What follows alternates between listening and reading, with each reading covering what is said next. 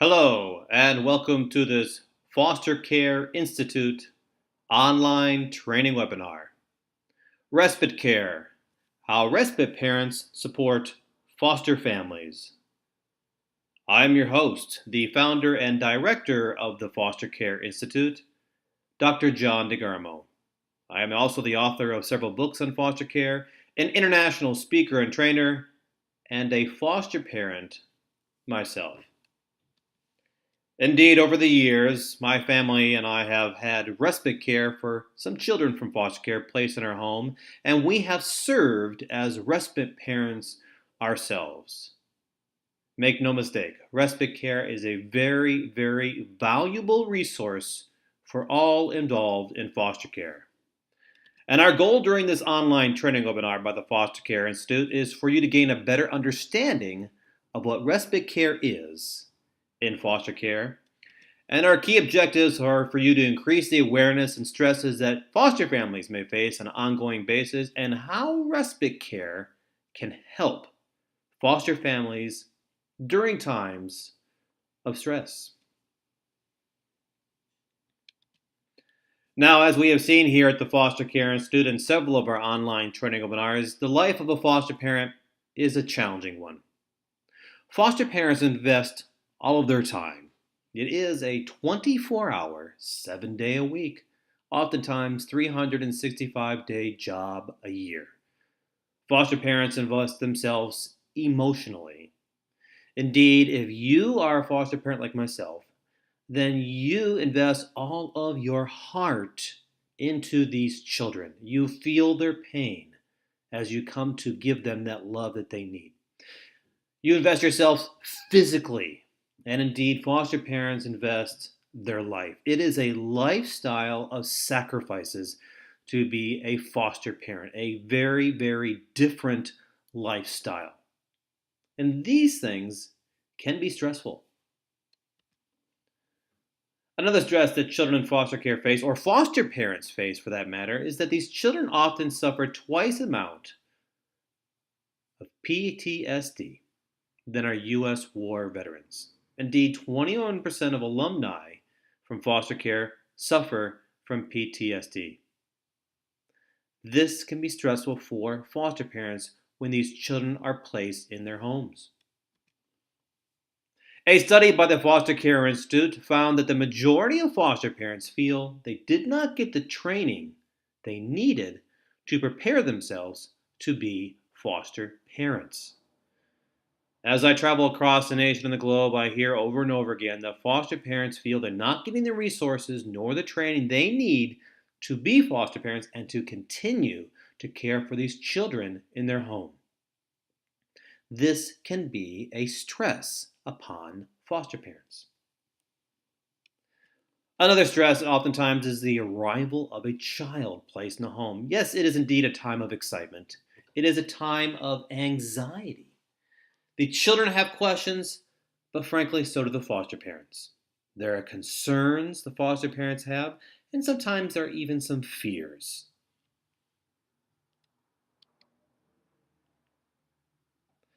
What many foster parents experience and face is that of burnout. And indeed, we have examined that here in full at the Foster Care Institute on several of our webinars. Burnout in foster parents is a slow growing condition that derives from stress and poor stress management. And it occurs over a long period of time. Burnout is not something that happens very quickly. Indeed, as a foster parent spends more and more time caring for children with anxieties in their home, without a break of any kind, burnout is often the result. It is a physical and mental exhaustion.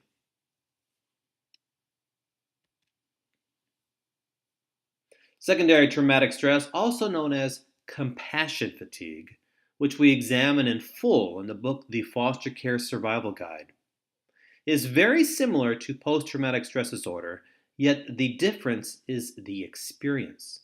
Dr. Charles Figley once said that secondary traumatic stress, or compassion fatigue, is the natural consequent behavior resulting from knowledge about a traumatizing event experienced by a significant other. It is the stress resulting from helping or wanting to help a traumatized or suffering person. This is compassion fatigue. Think about those two words there: fatigue, complete exhaustion, from compassion, from caring. Caregivers such as nurses, doctors, foster parents, even caseworkers often suffer from secondary traumatic stress when they do not find the break or the relief that they need. Some of the reasons for secondary traumatic stress is empathy. Foster parents may overemphasize or over-identify with the children placed in their home, placing foster parents at risk of internalizing the problem. Indeed, lack of recovery time as a foster parent goes from one child to the next child to the next child placed in their home. That lack of recovery time, listening to and living with the horror stories these children face on a daily basis can have a negative or stressful an effect upon the foster parent. We all have our own personal pain or personal trauma, if you will, and sometimes our own pain and trauma may be unresolved. Maybe we were not able to fully resolve it. And that pain, our own personal trauma, may surface again when a child is placed in our home who suffered something very similar. We may also internalize their trauma as well. Indeed, when we develop strong emotional reactions to the children and their situations, sometimes that leads to compassion fatigue, secondary traumatic stress.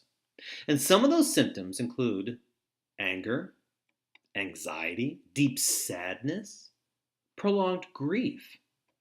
Sometimes foster parents may become cynical or irritable, perhaps mood swings, or perhaps they just shut themselves away from the world and from others. They self-isolate. Some of the physical symptoms include backaches or headaches, stomach aches, exhaustion, and simply weariness. Many foster parents become weary from caring from children in their homes with many different anxieties and traumas. Another stress that foster parents face are challenges to the marriage while foster parenting. Indeed, we have two online training webinars about this very topic here at the Foster Care Institute. And I would encourage you to look at those two online training webinars. To be sure, make no mistake, marriages can be challenged greatly when you're caring for children in foster care in your own home. For you see, your own marriage can be neglected. As you're caring for these children on a 24-hour basis, your own marriage can be neglected. Your own needs can be ignored. Foster parenting can also place a constraint on your finances.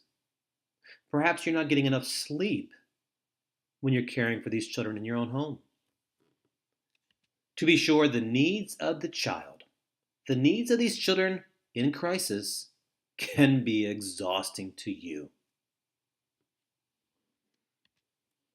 Other stresses for foster families may be disagreements between married couples, disagreements on disciplining the children or how to care for the children. Sometimes the children manipulate one spouse against the other. There are those times, sadly, usually when a foster parent is experiencing forms of grief and loss, resentment of the child in your home may creep in. And then, of course, as I noted just a moment ago, saying goodbye to a child, the feelings of grief and loss can add an incredible burden, an incredible stress upon foster parents. Now, as we know, each child is unique. Each child is different.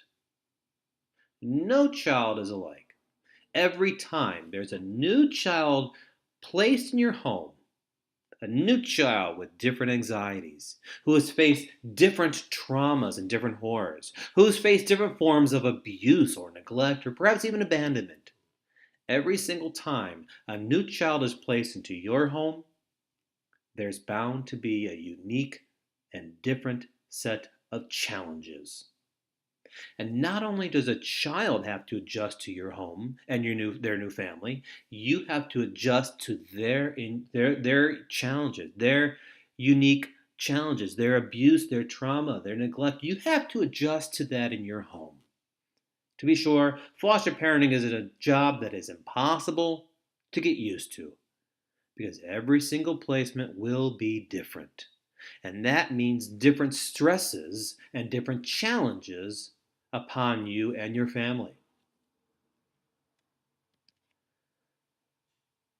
There are those challenges at times of working with the birth parents and biological family members of the child placed in your home. These birth parents also have questions about you, and they may have fears about you. They may have anxieties about you or even biases about you. This can be a difficult time for you as a foster parent. You know what you're supposed to do when you work with these birth parents. And again, we have online training webinars available on this topic at the Foster Care Institute, as well as a chapter devoted to it in the book, The Foster Parenting Manual. You know what you're supposed to do, but how do you really feel?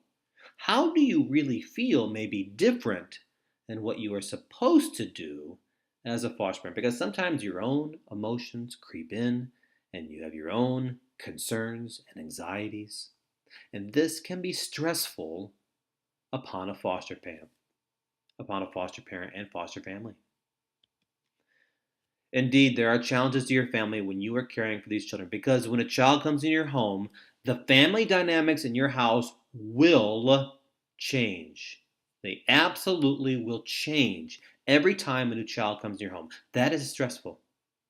Your family has to adjust to the new family positions. Perhaps the older child is no longer the oldest. Perhaps the youngest child is no longer the youngest. Perhaps that middle child has been displaced. And there will be behavioral problems. They may occur from the child placed in your home from foster care, perhaps even your own children.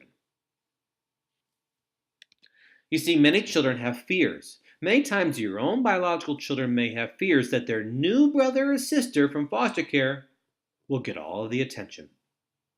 And that birth child of yours may feel left out.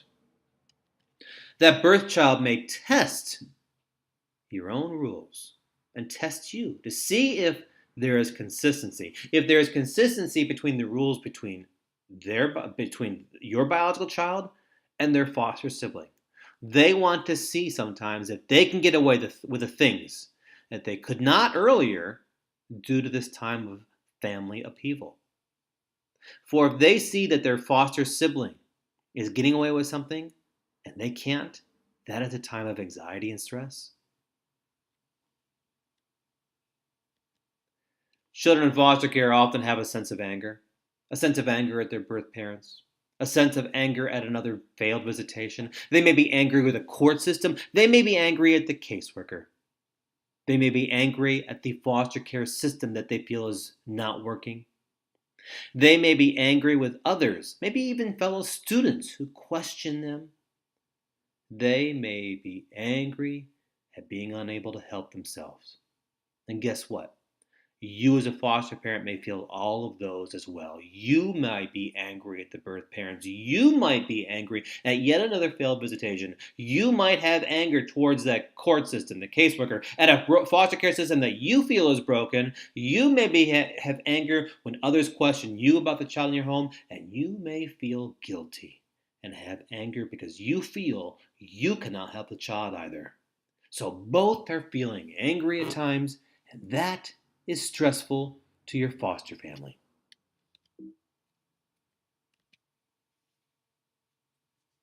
As we've seen in the book, The Foster Care Survival Guide, many times foster families and adoptive families may sink into what is known as post-adoption depression. And we examine that in full in the book, The Foster Care Survival Guide. During this time of post-adoption depression, adoptive parents may experience significant weight gain or have feelings of guilt. They may have feelings of powerlessness or worthlessness. They may have a sense of hopelessness. They may become irritable, and sometimes even adoptive parents have feelings of suicide. Now, we do not go into this in detail here due to lack of time, but you can find information about post-adoption depression in the book, The Foster Care Survival Guide. And of course, many times foster parents feel alone. They feel as if no one understands them. And there's truth to this. You see, no one truly understands a foster parent like another foster parent. Foster parents oftentimes feel isolated. They sense a lack of community. This is why it is essential that foster parents join a foster parent association or support group of some kind, either in the local area, the state area, or the national level, so they can have that sense of community, so they can understand that they're not alone, so that somebody in their mind truly does understand them.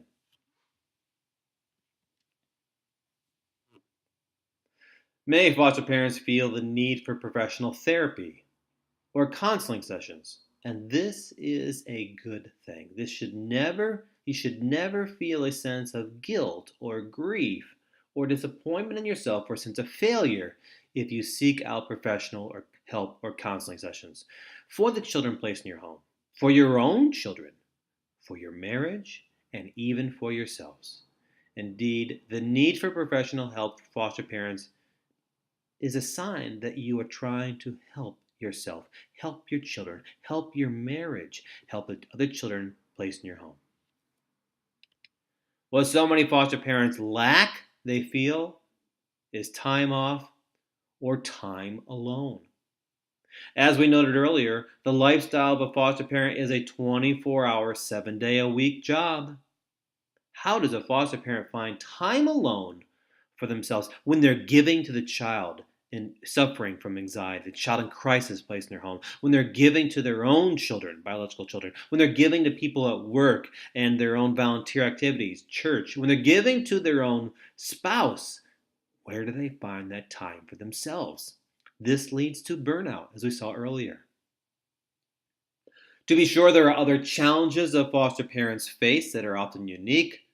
For example, lice. The amount of times that foster parents find lice in their home due to the children is astronomical at times. And we have a training webinar on that too. But children in foster care often perform lower in academics and have more behavioral problems in school. Children in foster care often are biters. They may be bedwetters.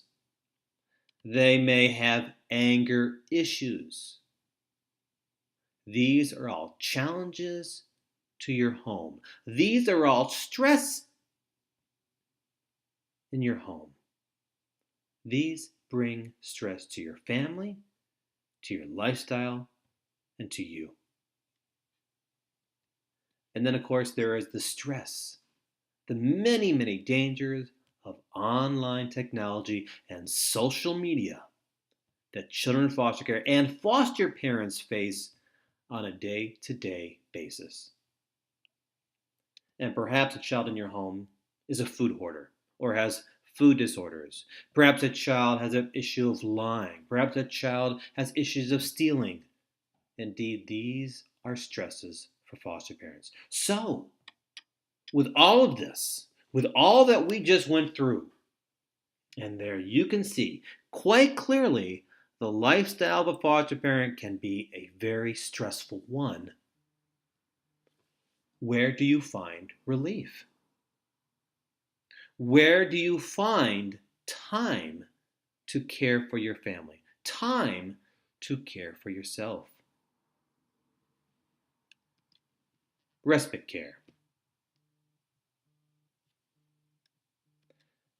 There are those times when you as a foster parent just might need a short break from being a foster parent. There are those times when foster parents may need a short break from foster parenting. This short break could be perhaps a few hours one evening, a weekend, or maybe a week or two. Perhaps you scheduled a vacation a long time ago before a child was placed in your home, and you still want to go on vacation, and for some reason or other, the child is not allowed to go with you. Perhaps the birth parents are not giving you the permission to take their child on vacation. Perhaps the vacation is out of state and you do not have permission to take the child across state borders. Perhaps this is a special vacation that you've planned well in advance and you need some family time. And that's okay. This is a time for respite. Respite care may be used perhaps when you are moving from one home to another. Indeed, I have served as a respite family for one foster family in my area that moved. They built a new home and they spent 10 days transporting their materials in their house and their belongings from one home to the next home. And during that time, they were declared homeless, displaced. So we cared for the children for 10 days. Perhaps somebody in the home, your home, is suffering a significant illness and you need to have some time to recover from that illness. Perhaps you need to leave town to go to a funeral or even a marriage, and you're unable to take that child with you. Perhaps there's some sort of family emergency that you and your family are called upon, and you simply cannot care for that child at this time, and you need respite care. And there are those times when foster parents may need a break, a short break from foster parenting because they're burned out. They simply are burned out. They feel at the end of their rope. They feel the candle is burned down all the way. They feel they have no energy left to care for the children. And they need a short break, a week, a weekend, maybe even a week or two. Perhaps the family and the children in your home, your own biological children, need a break. When your children come up to you and say, Mom, Dad, we need a break. We need to get away from that foster sibling of ours. You might need to set aside some time for your family to spend time together. And perhaps you need time alone for yourself, for your spouse and you. You just need time alone. And that's fine. Do not feel guilty about using respite care. Never feel guilty about caring for yourself. Indeed, we here at the Foster Care Institute hear from several foster parents across the nation that they do feel guilty, that they do not take respite care because they feel they're letting their child from foster care down. They feel guilty for spending some time alone without the child. Never feel guilty. As it says right there, respite provides children and families a much needed break. And if you are at the point where you need a break and your family needs a break and your children need a break or you have to leave the state for some sort of emergency, if you do not care for yourself, you cannot care for the children in your home. Being a foster parent is very, very stressful. And if you allow that stress to overwhelm you like a tidal wave, then you will drown. And you cannot rescue those children when you can't rescue yourself. Now, how you prepare for respite care for the child in your home is very important because this can be a difficult and confusing time for the child in your home as you go away and they're going to a respite family. If not prepared for in advance, this can be very, very confusing for the child. They may have feelings of abandonment once again. They may have issues of attachment or trust once again. They may feel grief. They may feel it's their fault that you need to have time away. They might be afraid of the unknown. And this can haunt a child if this transition from your home to the respite care is not a smooth one, and you must take time in preparing. Now, when you seek respite care, when you are in need of respite care, it is important that you contact the caseworker as well in advance as possible.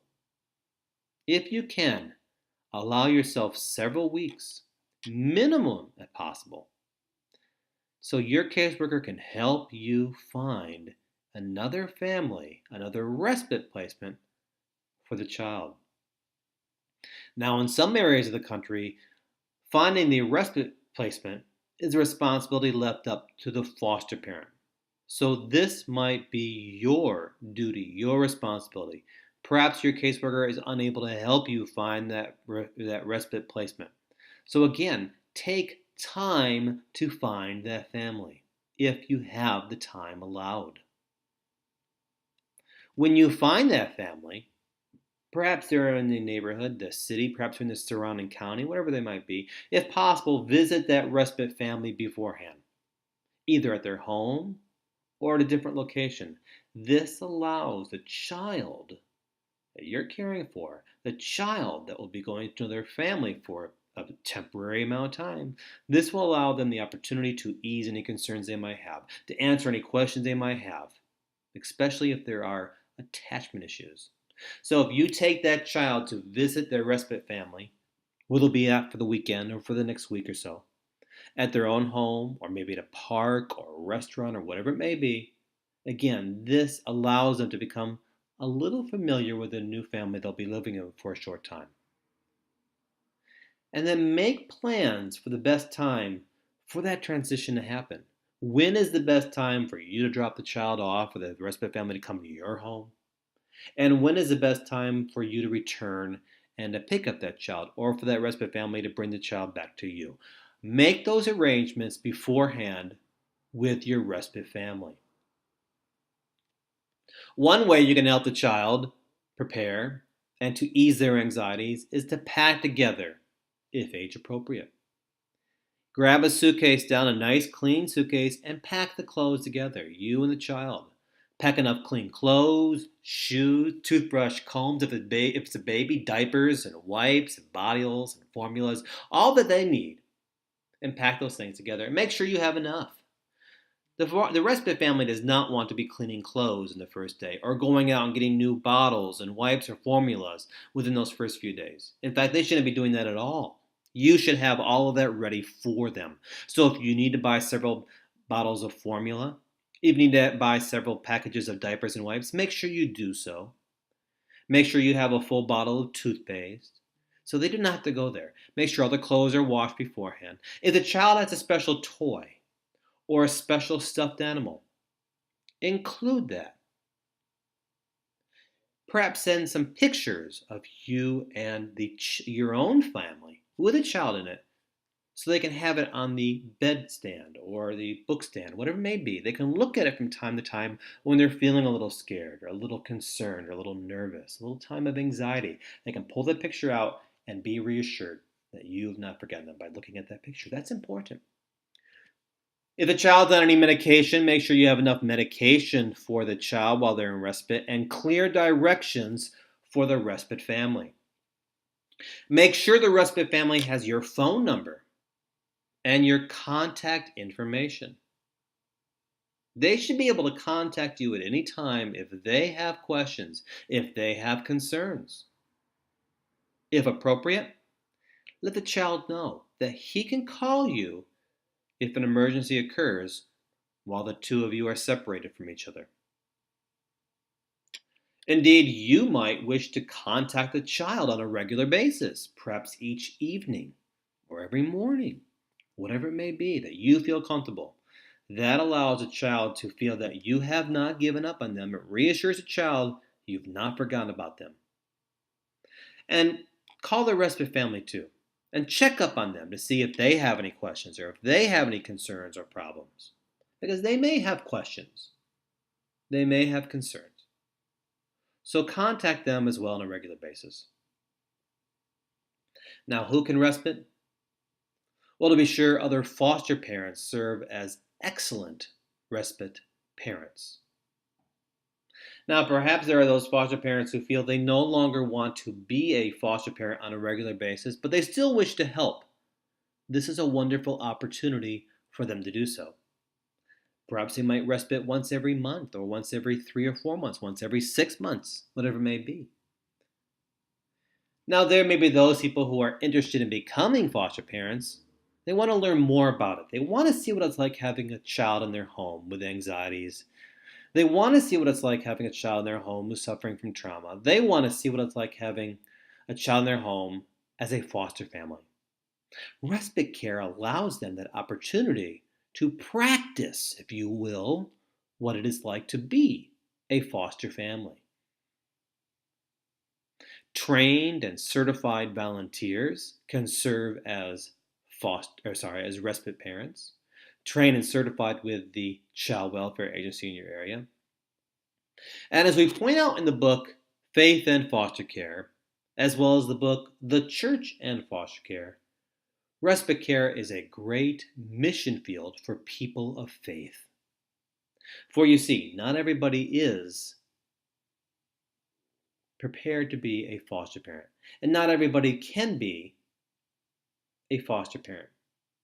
Yet, everybody, every one of us can help a child in foster care in some way. And respite care is one way to help that child. It is one way to help the foster parents. It is one way to help the community. And if you are a person of faith, this is a great mission field. Respite care is a wonderful way to help people in need, help children in crisis, help foster families when they are overwhelmed, when they are stressed, when they're experiencing burnout, when they're experiencing compassion fatigue, when they're simply worn down and weary, or if they have to leave the area for a family emergency, whatever it may be. Respite care provides that opportunity for that rest, for that time alone, for that time for marriage or for their own children, for that special wedding coming up, or a family vacation that's been planned for a long time, or for perhaps a funeral, or to recover from an illness. If you do not care for yourself as a foster parent, there is no way that you can care for children in your own home who are suffering from anxieties, who are suffering from trauma, who are suffering from abuse and neglect. If you are burned out, respite care may be the source that you need for relief. If your marriage is suffering, respite care may be the time away that you need to focus on your marriage. If your own biological children are suffering in some way and they are stressed and they are overwhelmed, respite care might be the solution for your children and you. You should never feel guilty for taking respite care. Indeed, as a foster family, you might be a wonderful opportunity and wonderful place for you to be a help to foster parents that you know. Your fellow foster parent might be waiting for you to offer them respite care as well. Again, if you do not care for your health, yourself and your family, you cannot care for children in need. Healthy foster families are those families who care for themselves as well as for children in foster care. The book A Different Home, A New Foster Child Story is a unique book designed specifically for foster parents and caseworkers to pull off a shelf every time a child is placed into a new home, even a respite home. As it is a book written from a child's perspective. It is a child's story. It is in the child's own words. And she asks questions such as, why am I here? When do I go home? When do I see my family, even my foster family next? It's a book designed for foster families, respite families, caseworkers to read to the child, to answer their questions, and ease some of their anxieties. It is a wonderful book, wonderful resource for foster families. For more information on this topic and other topics, visit Dr. John DeGarmo, fostercare.com, the Foster Care Institute. Follow me on Facebook and Twitter with much more information. And if you have questions about this webinar or other webinars or other topics, contact me at drjohndegarmo@gmail.com. Indeed, at the Foster Care Institute, you will find several resources there for you. I want to thank you for being part of this webinar. I want to thank you for caring for children in need and children in crisis. I want to thank you for providing care for children in time of need. Again, take care of yourself. Take care of your family. Take care of your children. Take care of your marriage. If you do not take care of these things, you cannot take care of children in need. For the Foster Care Institute, I'm Dr. John DeGarmo.